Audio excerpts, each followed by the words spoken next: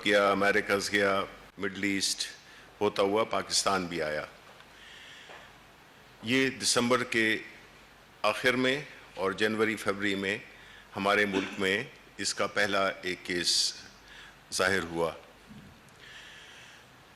یہ ایک ایسی سچویشن تھی جس میں کہ ہمارے پاس نہ تو کوئی ماضی میں اس کی کوئی نظیر تھی, نہ کوئی ڈیٹا بیس تھا, نہ کوئی بیس لائن تھی, نہ ہمارے اسپتال, نہ ہمارے ڈاکٹرز, ہمارا ہیلتھ انفراسٹرکچر آپ کو پتہ ہے کہ کس طرح کا ہے, ہماری معاشی صورتحال کیا ہے, ہماری زمینی حقائق کیا ہیں. ان سب چیزوں کو سامنے رکھ کر پرائم منسٹر عمران خان نے ایک حکمت عملی بنائی, کیونکہ باقی ممالک میں یہ دیکھا گیا کہ انہوں نے ایک مکمل لاک ڈاؤن کیا جس طرح چائنا تھا, کچھ اور ممالک میں بھی. لیکن آپ کو معلوم ہے کہ ہمارا ملک اس کا متحمل نہیں ہو سکتا تھا. ہم نے کچھ عرصے کے لیے لاک ڈاؤن کیا, لیکن اس کے جو نتائج تھے, ہماری لیڈرشپ نے یہ فیصلہ کیا کہ یہ ایک ایسی چیز ہے جو کہ پائیدار نہیں ثابت ہو سکتی, سسٹینیبل نہیں ہے لاک ڈاؤن. اس کی وجہ اوبیسلی کہ ایسے ممالک جن کی کہ معیشت ہم سے کئی گنا بہتر, ان کا ہیلتھ کیئر سسٹم ہم سے کئی گنا بہتر, باوجود اس کے کہ ہم نے بڑے دل ہلا دینے والے منظر دیکھے جہاں پہ کہ لوگ سڑکوں پہ بھی تھے, بیڈز اسپتال فل ہو گئے تھے. تو ایسی صورتحال میں پاکستان جیسا غریب ملک کیا کر سکتا تھا؟ یہاں پہ آئی بات لیڈرشپ کی. لیڈرشپ نے یہ ڈیسائیڈ کیا کہ اس کے تو ہم متحمل ہو نہیں سکتے, تو ہم نے وہ راستہ اختیار کرنا ہے جس میں کہ وہ لوگ, خاص طور پہ غریب لوگ, وہ دھاڑی دار لوگ, وہ رکشہ چلانے والا, وہ چھوٹی دکان والا, وہ مزدور, ان کو ایک ایسا ماحول میسر کرنا تھا جس سے کہ وہ اپنے گھر میں اپنے بیوی بچوں کے لیے کھانا لے جا سکے. تو ہمارے پاس آپشنز کیا تھی کہ یا ہم مکمل لاک ڈاؤن کرتے, جس کا کہ کچھ ہمارے ایسے دوست جو کہ آج سالگرہ منا رہے ہیں, انہوں نے یہ پریشر ڈالنا شروع کیا کہ lockdown lockdown lockdown. Imran Khan prime minister نے بڑی سوچ سمجھ اور ثابت قدمی کے ساتھ ایک ایسی حکمت عملی ترتیب دی جس میں کہ زندگی یعنی صحت اور روزگار یہ دونوں چل سکیں. اس پہ بڑا کرٹیسزم ہوا, لیکن جو لوگ لاک ڈاؤن کا مشورہ دے رہے تھے وہ ہم سب جانتے ہیں کہ وہ کون تھے. ہم یہ بھی جانتے ہیں کہ ان کا مقصد کیا تھا. ان کا مقصد تو یہ تھا کہ وہ انہوں نے ہمیشہ غریبوں کا خون چوسا ہے, اور اس موقع پہ بھی انہوں نے غریبوں کا خیال نہیں رکھا, اور اس اشرافیہ کا وہ آواز بن کے اپنی سیاست چمکاتے رہے. وہ اشرافیہ جن کے اپنے مہروں کے ذریعے کرٹیسزم کرتے رہے, لیکن اللہ تعالیٰ کے فضل و کرم سے پرائم منسٹر عمران خان کی حکمت عملی اور ثابت قدمی, جتنا پریشر ڈالا گیا وہ کسی بھی مقام پہ غیر متزلزل نہیں ہوئے, اور انہوں نے اپنا, چونکہ ان کی نیت ٹھیک تھی, اور جن کی نیت ٹھیک نہیں تھی وہ آج منہ چھپائے پھر رہے ہیں. اور ان کو یہ بھی معلوم ہے کہ اس ہماری جو اکمپلشمنٹ ہے, ہم نے جو جس طریقے سے کورونا کو ہینڈل کیا ہے, انٹرنیشنلی اس کی پذیرائی ہو رہی ہے. کئی ممالک ہیں جو کہ ہمارے ماڈل کو فالو کرنا چاہ رہے ہیں, اور کیا ہے. اس سے مراد یہ ہوئی کہ ان لوگوں کو اتنا بھی وہ نہیں ہوا, لفظ میں استعمال کروں گا کہ اتنی بھی ان کو شرم نہیں آئی کہ وہ آ کے کم از کم ایکنالج کریں کہ جی پرائم منسٹر صاحب یہ آپ نے بڑے کامیابی کے ساتھ اس کو آپ لے کے چل رہے ہیں اور انشاءاللہ آگے بھی کامیابی ہوگی. لیکن انہوں نے تو اپنی خاص ویسٹڈ انٹرسٹ پہ کام کرنا ہے، ان کو غریبوں سے کوئی دلچسپی نہیں ہے. جبکہ پرائم منسٹر نے ایک خاص پروگرام جو کہ احساس کے نام سے کوئی 160 ارب روپے کی تقسیم کی گئی ان غریبوں کے جو کہ منیمم وہ پاورٹی لائن پہ بالکل پورے اترتے تھے، اور تقریباً 1,31,00,000 لوگوں کو یہ پیسے پہنچائے گئے اس شفاف طریقے سے، اس منظم طریقے سے کہ کسی نے، ہمارے جو مخالفین ہیں انہوں نے بھی اس کو چیلنج نہیں کیا. اب جس صورتحال میں ہم ہیں، جس میں ہم تھے، نہ تو ہمارے پاس ایکوپمنٹ تھا، نہ ہمارے پاس ڈیٹا تھا. سب سے اہم چیز ہے ڈیٹا، وہ ہمارے پاس تھا نہیں کہ کتنے بیڈز ہیں ہمارے پاس، کتنے ہاسپٹلز اویلیبل ہیں. اور اس سچویشن میں پھر جو NCOC کا قیام لایا گیا، بنیادی طور پہ یہ وہ ادارہ تھا جس نے کہ اس سارے پینڈیمک کو ایک سائنٹیفک بیسس پہ اس کو مینیج کیا.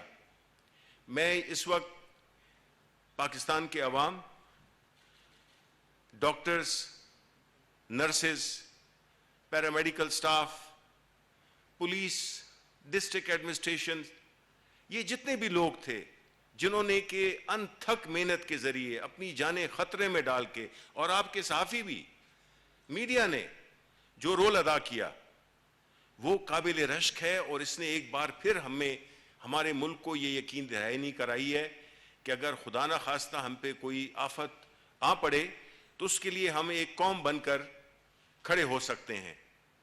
اور یہی وہ اتفاق، یہی وہ ثابت قدمی تھی، یہی وہ اللہ تعالیٰ کی مہربانی تھی، یہی وہ لیڈرشپ کی غیر متزلزل ایک وہ تھا، حکمت عملی تھی، جس کی بنیاد پہ ہم آج یہ کہہ سکتے ہیں. اپنے اور ممالک جو ہیں، یورپ ہو گئے، چاہے ہمارے اپنے ہمسائے، کچھ یہ کہتے ہوں گے کہ جی یہاں پہ ویدر اور لوگوں کی جس طرح ہے، ہم نے دیکھا کہ انڈیا میں کیا ہوا ہے یا کیا ہو رہا ہے، ان کی کیا اکانومی کی کیا حالت ہو گئی ہے، اور وہاں پہ اموات کی شرح کتنی بڑی ہے. اور اسی طرح میں یہ سمجھتا ہوں کہ یہ سفر جو کہ ہم نے شروع کیا تھا، اس میں اللہ تعالیٰ نے ہم پہ بڑا کرم کیا. اور میں یہ سمجھتا ہوں کہ اس کے علاوہ جو NCOC میں جو آرمڈ فورسز کے لوگ تھے، جو اور اسپیشلسٹ تھے، ڈاکٹرز تھے، جو کہ ہمارے پولیٹیکل وہ تھے، کلیگز تھے، جنہوں نے ایک روزانہ کی بنیاد پہ، اعداد و شمار کی بنیاد پہ اپنی حکمت عملی ترتیب دی اور ہمیں ایک ایسے مقام پہ لا کھڑا کیا جس میں کہ ہم یہ کہہ سکتے ہیں کہ ہمارا انشاءاللہ اگر ہم نے آگے بھی احتیاط کی، اگر ہم نے آنے والے یہ آپ کو پوری تفصیل بتا دیں گے. اور میں یہاں پہ گو کہ وہ نہیں ہے، میں یہاں پہ خاص طور پہ ایک اپنے ہیرو جو میرے بائیں طرف بیٹھے ہوئے ہیں، ڈاکٹر فیصل، جو کہ شوکت خانم ہاسپٹل کو رن کرتے ہیں، کراچی، اسلام آباد، وہاں پہ بھی بنا رہے ہیں. ایک سیلف لیسلی ابھی بھی لاہور کل گئے تھے ایک بہت ہی مقدس کام کرنے، اور واپس آئے اس کے آپ کے ساتھ یہ شیئر کر سکیں. یہ وہ ہیرو ہیں. یہ بھی ہیں ہماری جو تانیہ ایڈرس ہیں، انہوں نے، ان کا بھی ایک بڑا اہم رول ہے. اور اس کے علاوہ کئی ایسے ہیروز ہیں جو کہ منظر عام پہ نہیں ہیں، جنہوں نے اپنی پوری انتھک کوشش سے ہمیں اس مقام پہ کھڑا کیا جس میں کہ دنیا میں ہماری پذیرائی ہو رہی ہے. اور ہم ایک بڑے ہی کرائسس سے، جس میں کہ ہماری اکانومی بالکل تباہ و برباد ہو سکتی تھی، ہمارے ملک میں ایک قسم کا خانہ جنگی ہو سکتی تھی، ہماری جو ایک وہ ہے فوڈ کی سپلائی چین ہے وہ تک ڈسٹرپٹ نہیں ہوئی. چیزیں مہنگی سستی ضرور ہوئیں، وہ تو ہوتا ہے، یہ حالات نارمل حالات نہیں ہیں، یہ جنگ سے بھی زیادہ خطرناک حالات ہیں. تو میں اس سے پہلے کہ ان کو ڈاکٹر اپنا تانیہ ایڈرس کو دعوت دوں کہ وہ بتا سکیں کہ کس طرح سے انہوں نے یہ ڈیٹا شیئر کیا اور کس طرح سے انہوں نے اس سے نمبر آزما ہوئے. ڈاکٹر جی تانیہ. شکریہ شبیر صاحب. ایک سیکنڈ.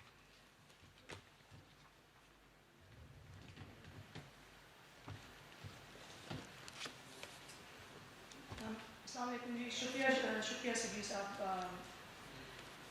لیکن جی جب سب سے پہلے میں کہنا چاہوں گی کہ جب ہم نے کووڈ پہ کام کرنا شروع کیا تھا تو ایک چیز جو بہت ضروری تھی وہ یہ تھی کہ ایسے فیصلے کیے جائیں جس سے عام عوام کو کم سے کم مشکل کا سامنا کرنا پڑے. اور دیکھیں کوئی بھی کووڈ کی طرح کی کوئی بھی ایسی وبا اس کا آپ اس کی ایویلیویشن ایسے خالی کر سکتے ہیں دیکھنے کے بعد کہ اس کے ایفیکٹس کا کیا ہوا ہے. الٹیمیٹلی 3, 4, 5 مہینے کے بعد وہ افیکٹس آپ کو بتا سکتے ہیں کہ آپ کی جو کوشش رہی ہے پچھلے 3, 4 مہینوں میں وہ کامیاب رہی ہے یا ناکام رہی ہے. اور لوگ مشکل فیصلے کرنے سے ڈرتے ہیں. ہماری حکومت نے فل ٹرانسپیرنسی, کمپلیٹ اکاؤنٹیبلٹی اور کمپلیٹ ڈیٹا ڈریون اپروچ کے ساتھ ہر وہ فیصلہ لیا اور ہر اس فیصلے کو آپ کے سامنے رکھا تاکہ عام عوام اور آپ سب ہمیں اس پرفارمنس کے اوپر جج کر سکیں اور ہمیں میجر کر سکیں. اور یہ تھرو آؤٹ سب کچھ ہماری ہیلتھ منسٹری کی ویب سائٹ سے لے کے ہمارے ریسورس مینجمنٹ سسٹم سے لے کے ہر ایک سسٹم جو ان پلیس ہوا ہے وہ اس لیے ہوا ہے تاکہ سب کچھ ٹرانسپیرنٹلی اور اکاؤنٹیبل طریقے سے ہو سکے. اور آج آپ یہ دیکھ رہے ہیں کہ کووڈ سے ہونے والی جو اموات ہیں, جو ڈیلی نئے کیسز ہیں وہ اب کم ہو رہے ہیں الحمدللہ. پازیٹیوٹی ریشو اب سنگل ڈیجٹس میں آ چکا ہے. R0 جو ایک ایسا میجر ہے جو پوری دنیا میں استعمال ہوتا ہے وبا کے پھیلاؤ کو سمجھنے کے لیے, وہ اب کافی حد تک گر رہا ہے پاکستان میں اور اس میں اللہ کا بہت بہت شکر کرنے کی ضرورت ہے ہمیں. آج لیکن جو بات کرنی ضروری ہے وہ یہ ہے کہ ہم یہاں پہ پہنچے کیسے ہیں, ہم نے کیا کیا وہ اسٹیپس لیے ہیں اور کس آرڈر میں لیے ہیں جس کے ذریعے ہم آج یہ ریزلٹس دیکھتے ہیں. دیکھیے ہمارا الٹیمیٹ مقصد یہ تھا کہ کام ایسا کیا جائے جس کے لانگ ٹرم فوائد ہمارے سسٹمز کو ہوں. ہم ایسی چیزیں نہ کریں جو خالی کووڈ کے دوران ہمیں فائدہ پہنچائیں اور بعد میں ہمیں اس کا فائدہ نہ ہو, اور ہم فیوچر کے لیے کسی نئی وبا کے لیے زیادہ تیار ہو سکیں. اور وقتی آسان یا ان ریئلسٹک اقدامات پہ ڈپینڈ کرنے کے بجائے ہم نے لانگ ٹرم سسٹینیبل فیصلہ سازی کو پرائیورٹی دی. اور اس میں سب سے پہلے جو میں بات کرنا چاہوں گی وہ یہ تھی کہ دیکھیں ان سب تمام اسٹیک ہولڈرس کو ساتھ لانا بہت ضروری تھا تاکہ ایک سب مل کے ایک کامن مقاصد کے لیے ساتھ اکٹھی محنت کر سکیں. اور اس کے لیے NCOC کی اسٹیبلشمنٹ ایک گلوبل مثال ہے. آج پاکستان میں تو ایک ہے ہی مثال, لیکن گلوبلی اس سسٹم کی ایک تعریف کی جا رہی ہے جس میں فیڈرل حکومت, صوبائی حکومت اور فوج نے مل کر ہر فیصلہ ساتھ لیا ہے. پھر گلوبل رسپانسز کو دیکھ کے, بیسٹ پریکٹسز کو دیکھ کے, اور لیکن ہماری جو آن دا گراؤنڈ ریالٹیز ہیں ان کو سمجھ کے یہ بہت ضروری تھا کہ ہم فیصلوں کو ایک بڑے ایکوریٹ اور ریئل ٹائم ڈیٹا کے ذریعے سے ہر فیصلہ لے سکیں. اور اس کو کرنے کے لیے ہمارا سب سے جو پہلا اور سب سے شاید ضروری اسٹیپ یہ تھا کہ ہم ایسے سسٹمز پیدا کریں جس سے پورے ملک کا سب سے جو کرٹیکل انفارمیشن ہے, کہاں پہ ٹیسٹ ہو رہے ہیں, کتنے ٹیسٹ ہو رہے ہیں, کہاں پہ پیشنٹس پازیٹیو نکل رہے ہیں, ہسپتالوں میں کیا سینیریو ہے, بیڈس کتنے ہیں, وینٹیلیٹرس کتنے ہیں, کتنے خالی ہیں, کتنے استعمال میں ہیں, اس سب کی ایک سچویشن ہمیں ریئل ٹائم بیسس پہ سینٹر میں نظر آ رہی ہو تاکہ ہم اس کے بیسس پہ فیصلے کر سکیں.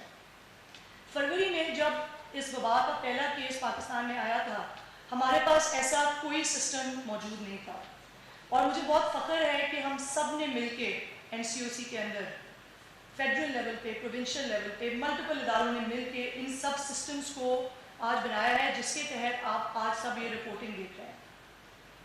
اور شروع میں ہمارے پاس ڈیٹا کیونکہ کافی کم تھا, ہم نے شروع میں پروجیکشنز کرنی شروع کر دی تھیں تاکہ ہمیں اندازہ ہو سکے کہ ہمیں کن کن چیزوں کے لیے اپنے آپ کو تیار کرنا ضروری ہے. اور پروجیکشنز بھی کرنے کے لیے ہم نے 3 فرق قسم کے ماڈلز استعمال کیے. ایپیڈیمیولوجیکل ماڈلز, اسٹیٹسٹیکل ماڈلز, اور ہم نے آرٹیفیشیل انٹیلیجنس تک کا استعمال کیا تاکہ ہم اپنی تیاری کو پوری طریقے سے کمپلیٹ کر سکیں پروکیورمنٹ کتنی کرنی کتنی ضروری ہے، اور ہمارے ہیلتھ سسٹم پہ ہمیں سمجھ آ سکے کہ کب جا کے بوجھ پڑنا شروع ہوگا. لاک ڈاؤن جب کرنے کا فیصلہ ہوا، آپ کو پتہ ہی ہوگا کہ ہم نے لاک ڈاؤن دوسرے ممالک کے کمپیریزن میں کافی جلدی کر لیا تھا. لیکن لاک ڈاؤن کے دوران ایک چیز جو بہت واضح تھی وہ یہ تھی کہ بلینکٹ پالیسیز پاکستان جیسے ملک میں افیکٹو نہیں ہو سکتی، کیونکہ اس کا جو پریشر آپ کی معیشت اور آپ کے عوام پہ پڑنا تھا وہ لانگ ٹرم کافی ڈیٹریمنٹل ہو سکتا تھا، اس کے نقصان بہت ثابت ہو سکتے تھے. اور ہمارے پرائم منسٹر نے بھی بار بار اس پوائنٹ کو ایمفسائز کیا شروع سے، جب لاک ڈاؤن شروع بھی ہوا تھا. سب سے بڑا چیلنج اس دوران یہ تھا کہ ہم کو ایک ایسی اسٹریٹجی کی تجویز کریں جس کے ذریعے معیشت کے بھی پہیہ چلتا رہے، لیکن کرونا کے پھیلاؤ کے اوپر آپ کا کنٹرول ہو سکے، اور فرنٹ لائن ہیلتھ ورکرز اور آپ کی جو صوبائی حکومت ہے اور اس کی جو ایڈمنسٹریشن ہے اس کو پوری طرح سینٹر سے سپورٹ مل سکے. اور کیونکہ ہمارے پاس امیر ممالک جیسے وسائل نہیں تھے، ہم لاکھوں ٹیسٹ روز کے نہیں کر سکتے تھے، تو ہمیں ایک بڑی ٹارگیٹڈ ٹیسٹنگ اسٹریٹجی تجویز کرنے کی ضرورت تھی. اور سمجھے کہ لاک ڈاؤن نے جو ایک تالا لگا دیا تھا ہمارے ملک پہ، اس تالے کو کھولنے کے لیے ہمیں ایک چابی کی ضرورت تھی، اور وہ چابی بنی ہماری ایک TTQ اسٹریٹجی، ٹریس، ٹیسٹ اور کوارنٹین. اس اسٹریٹجی کا مین مقصد یہ تھا کہ آپ بڑے افیکٹو طریقے سے ان لوگوں کو ٹیسٹ کریں جن کا سب سے زیادہ رسک ہائی ہے کرونا کو آگے پھیلانے کا. اور اس کو ٹارگیٹڈ طریقے میں کرنے کے لیے ہم نے انفیکٹڈ پیشنٹس کی کانٹیکٹ ٹریسنگ کو بہت ایکسٹینسولی کرنا شروع کیا. ہم نے کووڈ ہیلپ لائن اسٹیبلش کی جس کے ذریعے لاکھوں کالز آئیں ہمیں، اور اس کے ذریعے بھی ہم اسٹیبلش کر سکیں کہ کن لوگوں کو گھر پہ بیٹھے ہوئے سمٹمز ہیں. ٹیلی ہیلتھ کے ذریعے ہم نے اسٹیبلش کیا کہ کن لوگوں کو سمٹمز ہیں اور کن لوگوں کو ہمیں جا کے ٹیسٹ کرنے کی ضرورت ہے، اسپیشلی جو لوگ ہائی رسک ہیں اور جن کو ایکسپوجر زیادہ ہوا ہے. یہ اسٹریٹجی اپریل کی 23 تاریخ کو TTQ کی اسٹریٹجی پورے ملک میں استعمال ہونی شروع ہوئی، اور آج 3 مہینوں کے بعد 1/3 ٹیسٹنگ ہماری جو ہو رہی ہے ابھی وہ اس اسٹریٹجی کے ذریعے ہو رہی ہے. ان سب نظام کے دوران ایک اور بھی چیز یہ بہت ضروری تھی کہ کرونا ختم نہیں ہوا تھا، کرونا کے نئے آؤٹ بریکس نے آنا تھا اور آتے رہنا تھا.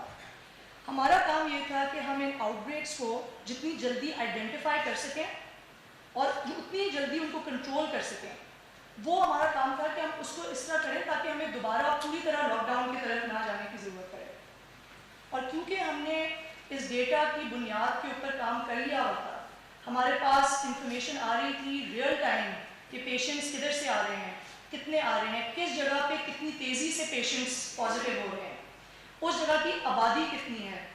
ان سب انپٹس کو ساتھ رکھتے ہوئے ہم نے ایک اسمارٹ لاک ڈاؤن کا ایک سسٹم تجویز کیا، جو مجھے بہت فخر ہے، میں فخر سے کہہ سکتی ہوں کہ پاکستان پہلے کچھ ان ممالک میں تھا جس نے اس اسٹریٹجی کو اور اس طرح کے سسٹم کو رول آؤٹ کرنا شروع کیا. اور آج آپ اس سسٹم کی وجہ سے دیکھ رہے ہیں کہ نہ ہمیں کمپلیٹ لاک ڈاؤن کی طرف جانے کی ضرورت پڑ رہی ہے، اور اب ہم آہستہ آہستہ اپنی معیشت، اپنے کاروباروں کو، اپنی انڈسٹریز کو کھول سکتے ہیں. ان سب چیزوں میں ایک اسٹیپ جس کی میں نے ابھی بات کی ہے، ان سب چیزوں میں ڈیٹا کا رول کرٹیکل تھا. ہم سب MCOC میں بیٹھ کے روز ڈیٹا کو دیکھ کے روز ڈیٹا کے ذریعے ہم نے ڈیسیجن میکنگ کی، اور سب صوبوں نے پوری مل کے پوری حد تک ہمیں اس کے اندر سپورٹ کیا تاکہ یہ فیڈ بیک لوپ کمپلیٹ ہو سکے. اس وجہ سے آج ہمیں سب کو بڑا فخر ہے اور اللہ کا شکر ہے کہ ان لمیٹڈ وسائل کے باوجود ہم نے اس وبا کو کنٹرول کرنے کی پوزیشن میں ہم ہیں. اس کے ساتھ میں ڈاکٹر فیصل کو پاس اوور کرنا چاہوں گی. شکریہ جی. سب سے پہلے تو یہ کہ ان ساری اسٹریٹجیز، ان تمام طریقہ کار کو ڈسکرائب کیا ثانیہ نے، شفیع صاحب نے، لیکن ہم آج کہاں کھڑے ہیں؟ سب سے پہلی بات تو یہ ہے کہ ہماری صورتحال جس طرح سے بھی میجر کی جائے، جس انداز سے بھی دیکھی جائے، جس نمبر کو بھی دیکھا جائے، وہ شکر الحمدللہ آج سے مہینہ پہلے کی سچویشن سے، 1.5 مہینے پہلے کی سچویشن سے بہت بہتر ہے. آپ کسی بھی اعداد و شمار کو کسی سائٹ سے بھی دیکھیں، نئے کیسز، وہ تمام کیسز جو ہسپتالوں میں ہیں، جن کو علاج کی ضرورت پڑ رہی ہے، شرح اموات، یہ وہ تمام چیزیں، ٹیسٹ کی پازیٹیوٹی کا پرسنٹیج، یہ وہ تمام چیزیں ہیں جو تمام تر جو اسٹیٹسٹکس ہیں وہ ایک ہی ڈائریکشن میں موو کر رہے ہیں۔ سب سے پہلے تو میں سمجھتا ہوں کہ خدا کا شکر ادا کرنے کی ضرورت ہے کہ ہم یہاں اس بہتر صورتحال میں موجود ہیں۔ انسان کوشش کرتا ہے، نتیجہ اللہ تعالیٰ دیتا ہے۔ تو وہ تمام کیا کوششیں تھیں یا وہ کیا چیزیں تھیں، ان کا جو جن معاملات کا تعلق ڈیٹا سے اور سسٹمز کو بلڈ کرنے سے تھا، وہ تو آپ کو تھوڑا بتایا، لیکن میں ایک چیز پہ بڑی دوبارہ سے شاید اس کو اسٹریس کرنے کی ضرورت سمجھتا ہوں، وہ یہ ایک یکجہتی ہے، ایک کامن پرپز کے تحت موو کرنا ہے۔ وزیر اعظم کا ویژن یہ تھا کہ ہم نے ایک درمیانہ راستہ اختیار کرنا ہے جس میں بیماری سے بچاؤ بھی رکھا جائے اور ہم اپنی کاروبار زندگی، اپنی زندگی، ہمارے لوگوں کی ویل بینگ جو ہے وہ بھی جاری رکھی جائے۔ اس راستے کو تلاش کرنے کے لیے وہ تمام اسٹریٹجیز استعمال کی گئیں جن کا ذکر ہے، جس میں ڈیٹا تھا، انالیسس تھا، غور و غوص تھا، کنسلٹیشن تھی، لیکن سب سے بڑھ کر ٹیم ورک تھا۔ میں سمجھتا ہوں یہ ٹیم ورک ہمارے NCOC کے ذریعے، ہمارا NCOC اس ٹیم ورک کی عکاسی کرتا ہے، لیکن مجھے کئی دفعہ یہ لگتا ہے کہ اس کی جو پوری گہرائی ہے یا جو اس کی پوری باریکی ہے وہ شاید ہم کبھی کبھار آپ تک نہیں پہنچا سکتے۔ اس میں تمام فیڈرل ادارے، ہمارے صوبائی حکومتیں، ہماری انسٹیٹیوشنز، ہماری پبلک انسٹیٹیوشنز، ہماری پرائیویٹ انسٹیٹیوشنز، میں سمجھتا ہوں کہ جس طرح سے بڑھ چڑھ کے ہمارے لوگوں نے اس میں حصہ لیا ہے اور اس میں کنٹریبیوٹ کیا ہے، ٹیم ورک کی میرے خیال سے یہ شاید دنیا دیکھے گی کہ بہترین مثالوں میں انشاءاللہ شامل ہوگی۔ اچھا، اب سوال یہ ہے کہ یہاں تک تو ہم پہنچ گئے، یہ تو موجودہ سچویشن بہتر ہے، لیکن آئندہ آنے والے دنوں میں ہم نے کیا صورتحال دیکھتے ہیں اور ہم نے کیا طریقہ کار اختیار کرنے ہیں تاکہ ہم اسی بہتر سچویشن پہ انشاءاللہ چلتے رہیں۔ آپ نے دیکھا کہ جب ہمارے سسٹم پہ دباؤ پڑا تو ہمارے جو فرنٹ لائن ورکرز ہیں، ہمارے ہیروز جو ہیں، جن میں بہت ساروں نے اپنی جان دے دی اس سارے پروسیس میں، ڈاکٹرز، نرسز، دیگر ورکرز، دوسرے فرنٹ لائن ورکرز، ڈاکٹرز اور ہیلتھ کیئر کے علاوہ، ایک شدید پریشر تھا جو ان کے ذہن میں۔ تو بات یہ ہے کہ میں سمجھتا ہوں کہ کسی قسم کی بھی جو ہمارے ایکشنز ہیں ان کے نتیجے نکلتے ہیں۔ چھوٹی عید کے لگ بھگ اس سے پہلے جو موومنٹ میں اضافہ ہوا، انٹر مکسنگ میں لوگ باہر نکلے، اس سے بیماری کے پھیلاؤ پر ایک واضح اثر نظر آیا۔ اب بات یہ ہے کہ نہ صرف کہ وہ ہمارے ہیلتھ سسٹم پہ پریشر آیا، ہمارے تمام انتظامی ادارے جو ہیں وہ اس کے اندر پریشر میں آئے۔ اب آگے بڑی عید آ رہی ہے، دیگر ریلیجس ایونٹس آ رہے ہیں، محرم ہے، ہم نے اسکول بھی کسی نہ کسی پوائنٹ پہ جو تعلیمی ادارے ہیں وہ بھی کبھی نہ کبھی تو کھلیں گے۔ ظاہر ہے ہم نے اپنے بچوں کو، اگلی جنریشن کو تعلیم سے محروم نہیں رکھنا۔ تو اس دوران میں پھر وہ کیا چیزیں ہیں، وہ کیا طریقہ کار ہیں جن کو اختیار کیا جائے جو ہمیں اس سارے مسئلے سے سیفلی آگے لے کے چلنے میں کامیاب کریں۔ اس میں سب سے پہلے تو میرے خیال سے ہمیں کچھ ذمہ داری بطور انسان، بطور پاکستانی، بطور شہری بھی اٹھانی۔ ظاہر ہے کچھ ذمہ داریاں حکومت کی ہیں، ان میں ہماری جو امیڈیٹ ہے مسئلہ جو عید کے دوران جو مویشی منڈیاں ہیں ان کا ڈسپلن حکومت انشور کروا رہی ہے۔ تمام حکومتیں، تمام صوبائی حکومتوں نے ڈیزگنیٹڈ یہ مویشی منڈیاں بنائی ہیں، تو ضروری ہے کہ اس ڈسپلن کو مینٹین رکھا جائے۔ لیکن آگے چل کے کچھ اور بھی چیزیں ایسی ہیں جن کو ہمیں دیکھنے کی ضرورت ہے اور جن کو اڈاپٹ کرنے کی ضرورت ہے۔ کچھ چیزیں ایسی ہیں، کچھ احتیاطی تدابیر ایسی ہیں کہ آئندہ آنے والے دنوں، ہفتوں، مہینوں اور شاید اس سے بھی زیادہ کے لیے ہمیں مکمل طور پہ ایک عرصے تک ہمیں ان کو اڈاپٹ کرنے کی ضرورت ہے۔ ماسک کے بغیر باہر یا کراؤڈ والی جگہ میں نہ جائیں جہاں آپ کا لوگوں سے براہ راست اور ڈائریکٹ واسطہ ہو جو آپ کے قریب بیٹھے۔ فاصلہ رکھیں، تھوڑا سا گیپ رکھیں۔ ماشاءاللہ آپ سب لوگ آج گیپ رکھ کے بیٹھے ہیں، ہم بھی کوشش کر رہے ہیں کہ ایک دوسرے سے تھوڑے دور بیٹھیں۔ اور سوشل ڈسٹینسنگ، جس کا مطلب ہے کہ ہم بے وجہ بے جا جو ہجوم ہے، لوگوں کا اکٹھا ہونا ہے، اس کو اوائڈ کریں. مجمع کی صورت اگر آئی جائے، مجبوری ہے، تو کم از کم وہ تمام احتیاطی تدابیر کا پھر بھی استعمال کیا جائے. فاصلہ، ماسک کا استعمال، ہاتھوں کو صاف کرنا، کیونکہ آپ سب کو معلوم ہے کہ بسا اوقات ہاتھ لگنے سے بھی یہ بیماری، ٹچ کرنے سے یہ وائرس کسی سرفیس پہ اگر پڑا ہو تو آپ کا ہاتھ لگے تو وہاں سے آپ کے ناک اور منہ میں جا سکتا ہے. تو ان تمام چیزوں کو اڈاپٹ کرنا بڑا ضروری ہے. میں سمجھتا ہوں کہ جس بہتر مقام پہ ہم کھڑے ہیں، اس کو اللہ کرے ہم فردر بہتر کر سکیں اور اس بیماری سے مکمل اور فائنل چھٹکارا حاصل کر سکیں. لیکن اگر ہم نے بد احتیاطی کی، میں پھر یہ دہراتا ہوں، اگر ہم نے بد احتیاطی کی اور ہم نے ان تمام چیزوں کا مظاہرہ کیا جو ایسے ملکوں میں دیکھنے میں آئی جہاں ہجوم بڑھ گئے، لوگ اکٹھے ہو گئے، لوگوں نے سوچا اب یہ ختم ہو گیا، اگر ہم نے وہ چیز اڈاپٹ کی تو ہم پھر اس مشکل اور نازک صورتحال میں آ جائیں گے جس میں ہم چند ہفتے پہلے اس کے قریب آ رہے ہیں. میں آپ کی توجہ، آپ کی موجودگی اور آپ کی کوآپریشن کا انتہائی شکر گزار ہوں. ایک سیکنڈ جی، میں جی جس طرح آپ نے سنا کہ کس منظم اور کس سائنسی بنیادوں پر اور اللہ کا کرم کو ملا کر ہم اس مرض سے، اس وبا سے ہم جس طرح سے ہم نے اس کو ٹیکل کیا ہے، یہ جو اگر گراف ہے آپ وہ دوبارہ اگر عید والا دکھا دیں تو میرا خیال ہے کہ اس سے ذرا ہمیں پتہ چل جائے گا کہ ہماری جو بد احتیاطی تھی، یہ جو آپ کو سب سے اوپر والا جو سپائک نظر آ رہا ہے، یہ عید الفطر سے شروع ہوا ہے اس ڈسپلن کے نہ ہونے کی وجہ سے، اور پھر یہ نیچے آیا ہے. تو ہماری آپ سب سے، آپ کی وساطت سے، عوام سے ریکویسٹ ہے کہ اس کو بڑا سیریسلی لیں. ہم یہ کہہ سکتے ہیں کہ اللہ تعالیٰ کے فضل سے یہ ہمارے کنٹرول میں ہے اس وقت، لیکن اس کا مطلب یہ نہیں ہے کہ یہ چیز ختم ہو گئی ہے. ہمیں بہت احتیاط کرنی ہوگی، اور جتنا ہم احتیاط کریں گے کچھ دنوں کے لیے، خاص طور پہ یہ عید میں، تو میرا خیال ہے کہ ہمارے لیے مزید آسانیاں پیدا ہوتی جائیں گی. تو یہ بہت ہی ضروری ہے کہ ہم احتیاط کا دامن، یہ چلی نہیں گئی ہے، میں پھر سے کہوں کہ یہ وبا گئی نہیں ہے، یہ بھی موجود ہے. صرف یہ ہے کہ اس وقت اس کو ہم نے ہینڈل کرنا اس طریقے سے کہ یہ خود بخود کم سے کم ہوتی جائے. بہت بہت شکریہ جی.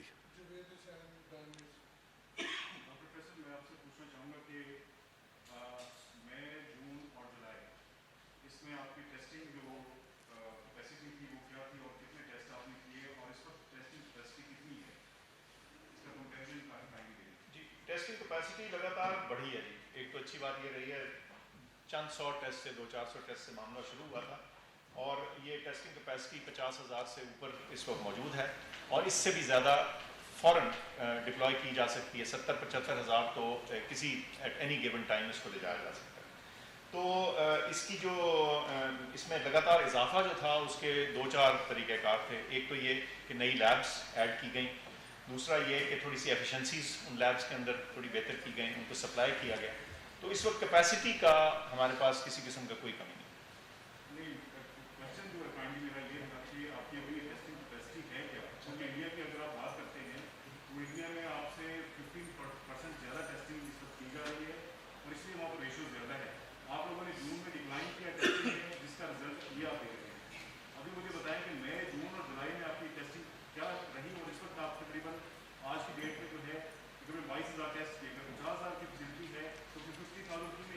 اچھا، میں آپ کے سوال کا جواب دے دیتا ہوں. آپ نے 2 چیزیں اکٹھی پوچھی، 10 دا کنفیوژن. اب کلیئر سن لیجیے. ایک سوال ہے ٹیسٹنگ کیپیسٹی، وہ کیپیسٹی ہے جتنے آپ ٹیسٹ کر سکتے ہیں. دوسرا ہے جو نمبر آف ٹیسٹ کیے گئے ہیں، دی ایکچوئل ٹیسٹ ڈن. 2 فرق چیزیں ہو گئی. اچھا، جو میکسیمم ٹیسٹ جو ہیں جو کیے گئے ہیں وہ مڈل آف جون میں، 3rd ویک آف جون میں کیے گئے. 32,000 میرے خیال سے میکسیمم تھے جس دن ٹیسٹ تھے. آج فار ایگزامپل جو گزشتہ 24 گھنٹے میں تھا وہ 23,000 ٹیسٹ تھے، 23,000. اب سوال یہ ہے، سمجھنے کی ضرورت یہ ہے کہ یہ ٹیسٹ کیسے ہوتے ہیں. یہ کوئی ایک لیب یا کوئی ایک شخص یا کوئی ایک اینٹیٹی یا ایک کوئی گرینڈ ماسٹر ان ٹیسٹوں کو اوپر یا نیچے نہیں کر سکتے. اس وقت 100 سے زیادہ لیب ہیں, مثلا 102 لیبس ہیں اس وقت جو کرنٹلی ڈپلائڈ ہیں, جو یہ ٹیسٹ کر رہے ہیں. کہاں کہاں ہیں؟ سارے صوبوں میں, سارے فیڈریٹنگ یونٹس کے اندر موجود ہیں. پبلک سیکٹر میں ہیں, پرائیویٹ سیکٹر میں ہیں, نان پروفٹ ہیں, چھوٹی ہیں, بڑی ہیں. ان لیبس کے باہر نہ کوئی سنتری کھڑا ہے کہ آپ کو روکے کہ آپ ٹیسٹ کروائیں یا نہ کروائیں.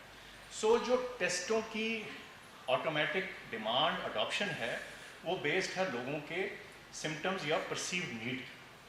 چنانچہ جب زیادہ بیماری کا پھیلاؤ موجود تھا تو یہ ٹیسٹ زیادہ ہو رہے تھے. اب جب پھیلاؤ کم ہوا ہے تو کچھ کم ہو گئے. ایک بات. دوسری چیز جو آپ کو تانیہ نے مینشن کی کہ تقریباً 1/3 30 to 35% کے ٹیسٹ جو ہیں وہ کانٹیکٹ ٹریسنگ کے حوالے سے ہو رہے ہیں. ٹھیک ہے, جو پہلا ہے عمل جو جیسے میں نے ایکسپلین کیا, وہ تو وہ لوگ ہیں جو کہ اپنے سمٹمز لے کے آ رہے ہیں. جب سمٹمز والے لوگ موجود ہیں ٹیسٹ زیادہ تھے, جب سمٹمز کم ہوئے ٹیسٹ کم ہو گئے. آپ کے سامنے ہے لیبس کے باہر لائنیں لگی تھیں, لائنیں کم ہو گئی. تو یہ تو ہے ڈیمانڈ سائڈ. اب میں آپ کو دوسری سائڈ بتا دیتا ہوں. وہ یہ ہے کہ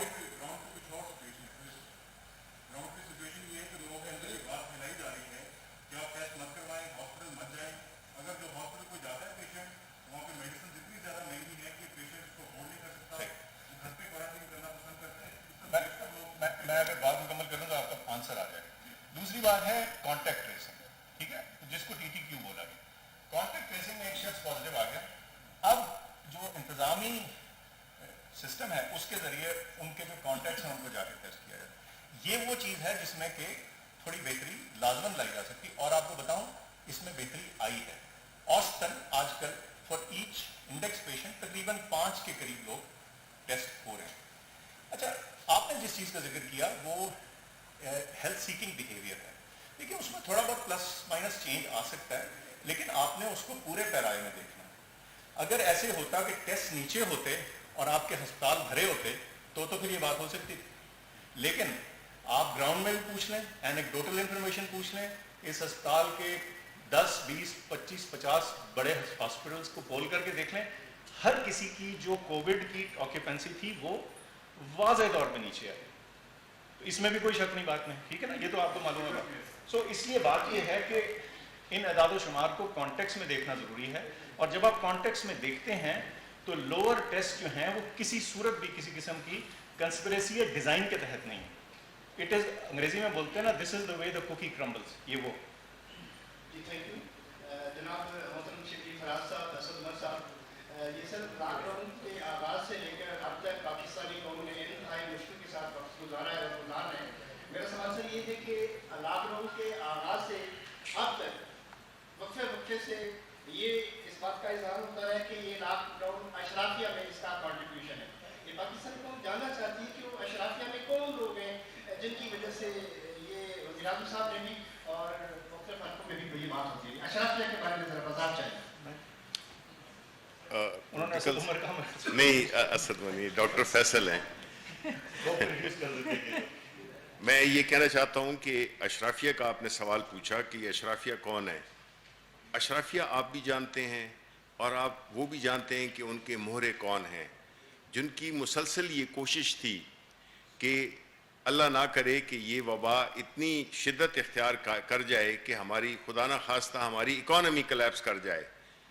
وہ تو دعائیں مانگ رہے تھے اور ان کے عمل سے ظاہر ہوتا تھا. ہم نے یہ بھی دیکھا کہ وہ NCOC میں آتے تھے, یہاں پہ ایک بات کرتے تھے, پھر جب واپس جاتے تھے تو وہ اپنی بات کو بالکل بدلتے. وہ اس پہ سیاست کھیل رہے تھے. یہ وہ اشرافیہ ہے جو کہ کہتے تھے کہ لاک ڈاؤن کریں. یہ وہ اشرافیہ کے نمائندے تھے جو کہ کہہ رہے تھے کہ لاک ڈاؤن سے ان کو, لاک ڈاؤن سے کس کو فرق پڑتا تھا؟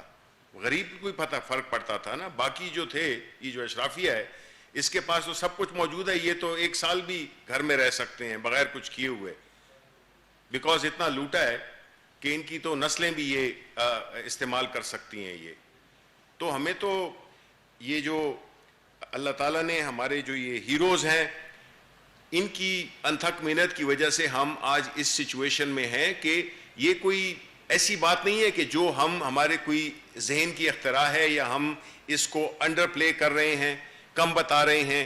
یہ تو آپ کی عالمی جتنی بھی انٹرنیشنل ایجنسیز ہیں, انٹرنیشنل ادارے ہیں, بڑے بڑے نامور, وہ اس کا جو ہے تو ایکنالج کر رہے ہیں, اس بات کا اعتراف کر رہے ہیں کہ جو پاکستان نے جو ماڈل اختیار کیا ہے وہ بڑا ایفیکٹو رہا ہے. تو یہ کہنا کہ جی ٹیسٹ کم ہوئے تھے, زیادہ ہوئے تھے, آپ کو نظر آتا ہے کہ ایسی کوئی بات نہیں ہے, ایسی کوئی بات نہیں ہے کہ ہاسپٹلز کے باہر لوگ کھڑے ہوئے ہیں اور قطاروں میں کھڑے ہوئے ہیں.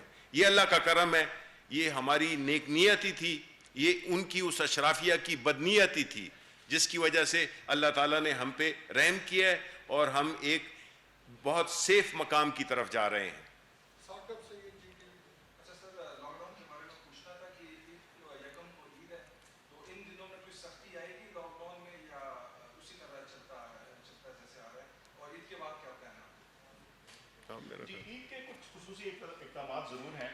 سب سے پہلے تو یہ کہ اس ساری چیز کو انالائز کیا گیا, سوچ وچار کی گئی, کنسلٹیشنز کی گئیں, پروونشل جو ریپرزینٹیوز ہیں ان سے گفتگو ہوئی, تو کچھ اسپیسیفک جیسے کہتے ہیں رسک والی سچویشنز کو آئیڈینٹیفائی کیا گیا. ایک تو یہ تھا کہ ظاہر ہے یہ بڑی عید ہے تو اس میں جانوروں کی خرید و فروخت ہے, اور جو منڈیاں لگتی ہیں اس میں بھیڑ ہوتی ہے, اور منڈیاں ہمارے ہاں ایک ڈس آرگنائز طریقے سے اکثر لگتی ہیں. تو پہلی تو چیز یہ جو آئیڈینٹیفائی کی گئی کہ کوشش یہ کی جائے کہ جو منڈیوں کا ایک ڈسپلن ہے, اس کا ایک طریقہ کار ہے, اس کو مینٹین کرنے کی کوشش کی جائے. وہاں آنے والوں کو ماسک یا پرووائڈ کیے جائیں یا انشور کیا جائے کہ وہ اس کا استعمال کریں. جو منڈی کی حدود اربع ہے اس کے اندر ایک فکس مقدار کے لوگ جو ہیں, تعداد کے لوگ جو ہیں وہ اندر آ سکیں یا جا سکیں. تو یہ تو وہ ایک ایڈمنسٹریٹو سے کچھ ایکشنز ہیں جو اس حوالے سے منڈیوں کی پلیسمنٹ جو ہے وہ قدرے دور کی جائے اور ایسی جگہ کی جائے جہاں کے کھلا میدان ہو. دوسرا جو معاملہ ہے وہ عید کا دن خصوصی طور پہ یا اس سے جو اس کو لیڈ اپ ٹو دی عید ہے, اس میں میرے خیال سے جو میسج ہم نے دینے کی کوشش کی ہے, اور میرے خیال سے حکومت نے بھی اس پہ کافی کیا, تمام صوبائی حکومتوں نے, وہ یہ کہ اس کو سادگی سے منایا جائے. اور سادگی کا مطلب یہ ہے کہ کوشش حد الوسع کی جائے کہ گھر میں رہا جائے, بہت زیادہ ملنا, پارٹیاں, آنا جانا, اس سے اجتناب کیا جائے, اور جو خرید و فروخت کا معاملہ ہے اس میں بھی تھوڑا ڈسپلن اور احتیاط کا کہتے ہیں ایلیمنٹ رکھا گیا. تو اس نہ صرف کہ یہ چیزیں کی جائیں بلکہ ان کی انفورسمنٹ بہتر کی جائے. اس کوآرڈینیشن کے لیے ہماری NCOC کی ٹیم مختلف جو ہیں پروونشل دارالحکومت, ان کے وہاں بھی ہم لوگ گئے ہیں, ان کے ساتھ بھی بیٹھ کے بات کی ہے تاکہ اس چیز کو ہائی لائٹ کیا جا سکے, ان کے ساتھ گفتگو کی جا سکے اور ان کے مسائل بھی سنے جا سکے. تو کوشش تو یہی ہے کہ اس عید کو فرق طریقے سے منایا جائے اور اس میں آنے والے رسکس کو ریڈیوس کیا جائے. لیکن اس میں کامیابی انشاءاللہ تبھی آئے گی جب ہم سب اس میں شامل ہو جائیں, ہمارے لوگ, ہم تب. یہ بھی آپ کے سامنے ہے, جہاں ہم نے کچھ بہتری کی ہے تو میرے خیال سے اللہ میاں نے ہمارے ایکشنز کو ریوارڈ کے طور پہ بھی سامنے. ظہیر میرا نام ہے, سماج ٹی وی سے ہوں. میرا میڈم آپ سے 3 سوال ہیں, چھوٹے چھوٹے سوال ہیں. NCOC میں جو کام کیا اور ڈیٹا کلیکشن کی, وہ کام پوری قوم کے سامنے بہترین کام ہوا ہے. لیکن ڈسٹینس لرننگ کا پوری دنیا میں اس وقت ایک چل رہا ہے, پوری دنیا کر رہی ہے, بچے گھر میں بیٹھے ہیں. جہاں پہ انٹرنیٹ بچوں کو فراہم نہیں کیا گیا اور ڈسٹینس لرننگ کی نہ ہونے کی وجہ سے بچوں کا کیریئر دباؤ ہے. اب ڈیجیٹل پاکستان کو ہم دیکھ رہی ہیں, یہ تجویز آپ نے دی تھی نمبر 1. دوسرا میرا سوال یہ ہے کہ ایک سنگاپور سے ایپ لانچ کرنی تھی, بلکہ اس کا کوڈ لینا تھا, جس کو کہتے ہیں ٹریس ٹوگیدر. موبائل فون پہ شہری خود اس کو ڈاؤن لوڈ کر لیں, اور اگر گیدرنگ میں جاتے ہیں تو ان کو الرٹ آ جائے گا کہ آپ کے ارد گرد جو ہے کورونا پازیٹیو پیشنٹ ہے, وہ خود ہی احتیاط کر لیں گے. وہ کام بھی نہیں ہوا. تیسرا چھوٹا سا سوال یہ ہے کہ ٹچ انڈسٹریز کو بہت پریشر میں, ٹک ٹاک کو لاسٹ وارننگ دے دی گئی ہے, بیگو بند کر دیا گیا ہے, اور اب یوٹیوب بھی انڈر پریشر ہے. تو آپ نے سجیشن کیا دی ہے پارٹ انڈسٹری کو اس حوالے سے؟ شبلی فرحان صاحب, لاسٹ سوال یہ ہے, جو اکانومی ہے وہ -4 سے نیچے ہوگی, اس سے نیچے کہاں جائے گی؟ جی, جو کرونا کے حد تک سوال ہے میں ان کو آنسر کروں گی. سب سے پہلا آپ نے سوال پوچھا تھا ڈسٹینس لرننگ کا, آن لائن. اچھا دیکھیں جی, بات یہ ہے کہ اگر آپ دیکھیں ایجوکیشن منسٹری نے پچھلے 3 یا 4 مہینے میں کیا کیا کام کیا ہے فیڈرل لیول پہ بھی اور صوبائی حکومت میں بھی, تو آپ یہ دیکھیں گے کہ جب کرونا پھیلنا شروع ہوا اور اسکولس کو بند کرنے کی ڈیسیجن ہوئی تو فوراً طور پہ جو آپ کی فیڈرل گورنمنٹ تھی اس نے ایک ٹیلی اسکول کے نام سے ایک چینل PTV پہ شروع کیا, جس سے کلاس 1 سے لے کے کلاس 10 کے بچوں کی اس کا کانٹینٹ پورے دن اب چلتا ہے. اس کے ساتھ ساتھ انہوں نے ایک SMS پروگرام اس کے ساتھ لانچ کیا تاکہ جو ماں باپ گھر پہ بیٹھے ہوئے ہیں اور اپنے بچوں کو پڑھائی گھر سے کرنی پڑ رہی ہے وہ اب SMS کے تھرو اس کو آپٹ ان کر کے اس کے اسکیڈولز اور اس کی ساری انفارمیشن لے سکیں. اب فیڈرل ایجوکیشن منسٹری اب وہ سارا کانٹینٹ جو اس وقت ٹیلی ویژن پہ آ رہا ہے اس کو انٹرنیٹ پہ بھی لے کے آ رہا ہے, کیونکہ یہ تو بات بہت کلیئر ہے کہ کرونا نے جو ایجوکیشن سسٹم کے اوپر پریشر ڈالا ہے, جو ہمارے آلریڈی ایجوکیشن سسٹم پہ پریشر تھا, یہ اب ہمارے on line learning, distant learning ایک ہمارا آگے جب ہم دیکھتے ہیں تو یہ ایک کانسٹنٹ رہے گا. تو ہم نے اس کو ایبسلیوٹلی آگے دیکھ کے چلنا ہے کہ کس طریقے سے ہم فزیکل لرننگ جو اسکولوں میں ہوتی ہے اور آن لائن لرننگ جو انٹرنیٹ کے ذریعے ہوتی ہے اس کو ساتھ لے کے چل سکیں. اس کے اوپر بہت کام ہو رہا ہے اور انشاءاللہ آپ دیکھیں گے کہ اگلے کچھ دنوں میں, کچھ ہفتوں میں اس کے اوپر لانچ بھی ہونے والی ہے فیڈرل ایجوکیشن منسٹری کی ای تعلیم پورٹل کی, تو آپ اس کے اوپر کافی کام ہوتے ہوئے دیکھیں گے. دوسرا آپ نے کویشچن پوچھا تھا ٹریس ٹوگیدر, ایک بلوٹوتھ کی ایپ ہے جو سنگاپور میں, اور اس طرح کی ایپس بہت سارے اور ممالک میں بھی لانچ ہوئی ہیں. دیکھیے پاکستان ایک ایسا ملک ہے جس میں آپ کو ڈیموگرافکس کو سمجھنے کی بہت ضرورت ہے. ہمارے یہاں جو ایک تو فرسٹ آف آل آپ کے اسمارٹ فون یوزرس, کیونکہ یہ ایپس خالی اسمارٹ فون یوزرس کے لیے کام کرتی ہیں اور ان اسمارٹ فون یوزرس کے لیے کام کرتی ہیں جن کے فون بلوٹوتھ انیبلڈ ہوں. ہمارے نمبرز اگر آپ دیکھیں, ہمارے 220 ملین کی پاپولیشن ہے, اس میں سے آپ کی 30 یا 35% آبادی جو ہے وہ اسمارٹ فون انیبلڈ ہے. ان میں سے بھی آدھے سے کم کے پاس ایسے فونز ہیں جو بلوٹوتھ انیبلڈ ہیں. یہ ایپس ان ملکوں میں کامیاب ہوئی ہیں جس پہ زیادہ تر آپ کی پاپولیشن اور آبادی اسمارٹ فون انیبل تھی, اور ان میں زیادہ تر ان کے پاس ہائی اینڈ اسمارٹ فونس تھے جو بلوٹوتھ انیبلڈ ہوں. تو اس وجہ سے ہم نے اس چیز کو زیادہ اٹینشن دینے کے بجائے اور بہت ساری سولوشنس کو ان پلیس کرنے کی کوشش کی. تیسرا سوال جو کرونا سے نہیں ہے, جس کا تعلق نہیں ہے, لیکن شبیر صاحب اگر آپ اجازت دیں گے تو میں اس کو ایڈریس کر لوں, جو ٹک ٹاک اور یوٹیوب کے حوالے سے بات کر رہے ہیں. دیکھیں میں نے اس کے اوپر اپنے ٹویٹر کے اندر کچھ دن پہلے بھی اسٹیٹمنٹ دی تھی کہ جب ہم پلیٹ فارمس کی بات کرتے ہیں ہمیں اپنے کلچر کو سمجھنے کی بہت ضرورت ہے, اور کانٹینٹ کو دیکھتے ہوئے, کلچر کو دیکھتے ہوئے کانٹینٹ کو ماڈریٹ کرنا ضروری ہے. لیکن بیننگ, کسی بھی پلیٹ فارم کی بیننگ کبھی بھی کوئی سلوشن نہیں ہوتی. یہ پرابلمز جب تک آپ پالیسی میکنگ, لیجسلیٹو چینج اور ڈائلاگ کے ذریعے سے سالو نہیں کریں گے ان کمپنیز کے ساتھ اور اپنے کلچر کو سمجھنے کے ساتھ, تب تک آپ اتنی چیز کو آگے لے کے نہیں بڑھ سکتے. ہم یہ نہیں کہہ سکتے کہ جو کلچرل چیز ایکسیپٹ ہوتی ہے امریکہ میں یا یورپ میں وہ پاکستان میں بھی ایکسیپٹ ہوگی. تو ان دونوں چیزوں کو ساتھ لے کے سمجھنا اور پالیسی چینجز ایسے کرنا اور لا میں ایسے چینجز لانا جس کے ذریعے کانٹینٹ افیکٹولی پاکستان کے لیے ماڈریٹ ہو سکے, یہ ہمارے لیے سب سے صحیح طریقہ ہوگا آگے لے کے چلنے کا. اور اس کے اوپر اس وقت پوری زور و زور سے IT منسٹری بھی کام کر رہی ہے, اور ہمارے جو ریگولیٹر ہیں پاکستان ٹیلی کام اتھارٹی PTA وہ بھی کام کر رہے ہیں. شکریہ شریف صاحب. جی بس لاسٹ میں ان کو آپ کا جو سوال تھا اکانومی کے بارے میں یہ کہتا چلوں کہ سب سے پہلے تو یہ ہے کہ ہماری اکانومی کو اتنا نقصان نہیں ہوا جتنے کہ ہم سوچ رہے تھے, کیونکہ اللہ نے فضل کیا اور ہماری یہ جو کووڈ کی جو جس طرح ہینڈلنگ ہوئی اور اس کی وجہ سے اتنا نقصان نہیں ہوا. دوسری بات کہ بھی ہم دیکھ رہے ہیں کہ جتنے IMF کے بھی جو بھی پروجیکشنز ہیں اس میں ہم نے یہ دیکھا ہے کہ کئی ایسے ممالک ہیں یورپ کے اور ڈیولپڈ کنٹریز کے جن کی جو GDP گروتھ ہے وہ نیگیٹو ہے, کوئی -6 ہے, -4 ہے. پاکستان کو انہوں نے 0.4% پازیٹیو میں رکھا ہے. یہ شو کرتا ہے بیکاز آپ نے دیکھا ہوگا جس طرح ہماری فورن ڈائریکٹ انویسٹمنٹ ریکارڈ ہوئی ہے, جس طرح ہماری ریمیٹنسز بڑھی ہیں, جس طرح ہمارے ایکسپورٹ بڑھنی شروع ہو گئی ہیں. اسی طرح جو ابھی ہاؤسنگ کا ایک بڑا ایمبیشس قسم کا ایک پروجیکٹ پرائم منسٹر کے نئے پاکستان ہاؤسنگ انیشیٹو جو ہے, اس سے جو کنسٹرکشن کی انڈسٹری میں جو ایک انتھوزیازم ایک وہ دیکھا گیا ہے, ایک انٹرسٹ دیکھی گئی ہے انویسٹرز کی طرف سے. آپ نے دیکھا اسلام آباد میں ہوئی آکشن ہوئی جو کہ ریکارڈ 17 ارب روپے سے اوپر کی ہوئی. یہ کنسٹرکشن कोई 40 से ज़्यादा इंडस्ट्रीज़ को रिवाइटलाइज करता है।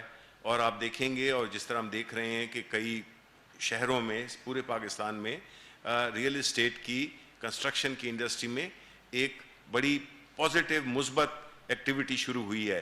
तो ये इंशाल्लाह आप देखिएगा कि जिस तरह से हमने कोविड को हैंडल किया है, इंशाल्लाह इस इकोनॉमी को भी हम इसी तरह ऊपर लेके जाएंगे, जिसके आसार आपको ऑलरेडी नज़र आ रहे हैं। बहुत शुक्रिया जी। पिछली ईद उल फितर के मौका के ऊपर लोग आपस में मोहब्बत बढ़ाने के लिए एक दूसरे के गले मिले, जिसकी वजह से कोरोना फैला। इस मरतबा फिर लोग एक दूसरे गले मिलेंगे, तो क्या आपने लोगों को एक दूसरे दूर रखने के लिए कोई हिकमत अमली तैयार की है? दूसरा ये, क्या ये वायरस जानवरों के जरिए फैलता है? किससे जी? नहीं, ये तो इसका सवाल का जवाब तो डॉक्टर साहब दे चुके हैं, या आप दे दें जी। डॉक्टर साहब ये बताइएगा कि जो कोरोना की तादाद कम हुई है, पेशेंट्स की सूरत हाल बेहतर हुई है, तो जो बाकी डिजीजेज है, क्या उसके लिए जो गवर्नमेंट हॉस्पिटल्स की ओपीडीज है उनको कब तक आप खोलेंगे, ये क्या प्लान है आपके पास?